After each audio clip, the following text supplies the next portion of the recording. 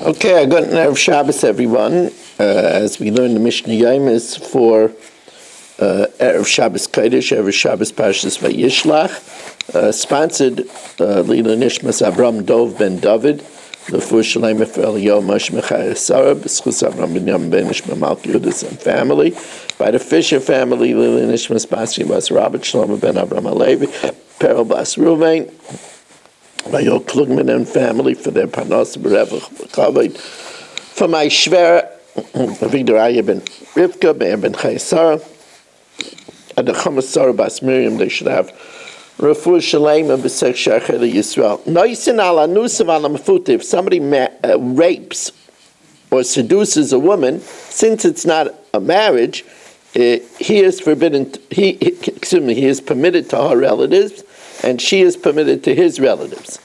However, ha'ones va'mafata ala nesua, but if he was married to someone and he raped or seduced the relative, even after his wife died, unless it's her sister, because achas is permitted after the death of a wife, lo elena, but otherwise, even if he rapes or seduces a relative of his wife, then he is chayiv. He is, going to be punished for being with an erva.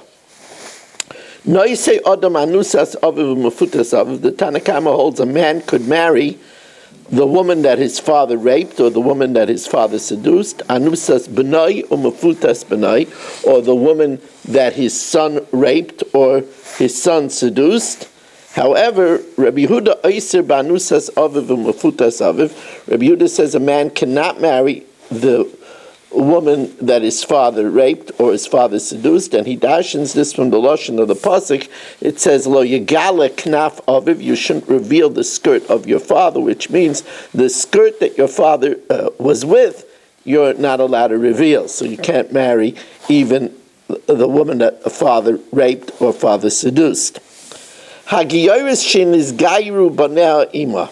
If, let's say, a giyoris converted, she was a Goyish woman with Goyish sons, and she converted with them. Now, since the halacha is Gershin is Gairu Kakotin Shenoila Dami, these biological sons don't have a din of brothers. And therefore, if one of them dies, loy chaltzin v'loy miyabim, there's not a din of chalitz or yibam, because they really don't have a din of brothers. They're like Kotin Shenoila Dami. Now, filu hayrasei shel rishon shaloi b'kedusha. If the first son was conceived when she and her husband were goyim, v'leidasa b'kedusha, he was born when she already converted.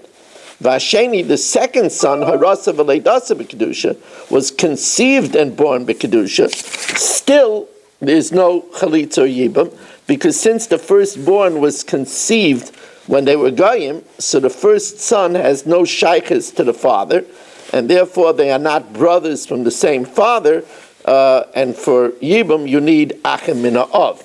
V'chein shifcha shenishtachru v'nei ima, also a maidservant that was freed together with her servant children, so they have a din of like gerim, so they're kikot and shenayla dami, therefore they're not considered brothers. If one of them dies, the other one doesn't do chalitza or yibam.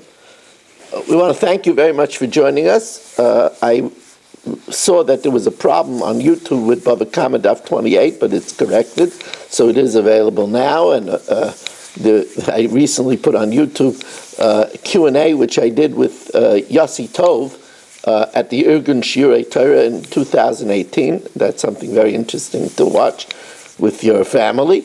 Also, I've started putting up Shiurim on Chanukah. If you do, make sure to subscribe and to like. Of course, Shiurim are always available on TorahAnytime.com. There's over 7,000 Shiurim that I've given on TorahAnytime.com. You might want to look back. Many of my old seminary shiurim are on TorahAnytime.com. You might want to check that out.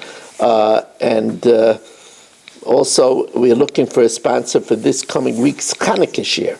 So if you want to sponsor, 718-916-3100, rmmwsi at AOL.com. Thank you very much for joining us, and have a wonderful Shabbos.